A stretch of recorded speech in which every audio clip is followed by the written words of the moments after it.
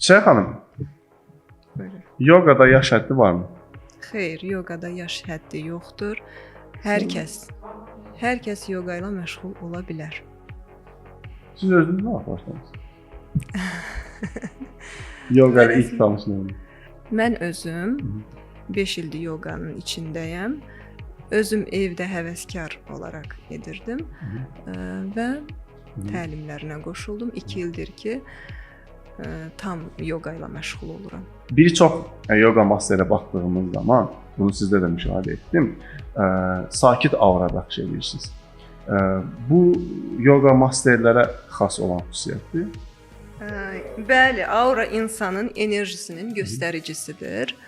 Və mən yoqaya gələn insanların aurasına baxaraq hiss edirəm ki, bu insan hansı hərəkətləri edə bilər, tətbiq edə bilər. O hərəkətləri tətbiq etməyə çalışıram.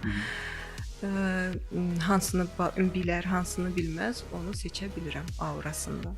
Bizim də çox sakit olmağımız, sakit auralı olmağımızın səbəbi də çox meditasiya ilə məşğul olmağımızdır. Məni yoqaya çəkən mənim sakitliyimdir bəlkə də. Siz əvvəl də belə sakitdiniz, yoxsa yoqadan? Bəli, həmişədən belə sakit. Sakit idiniz. Sakit təbiətli Bəs yaxşı, bu çılğın insanlar yoqada məşğul ola bilirmi? Qala bilirlərmi? Əlbəttə.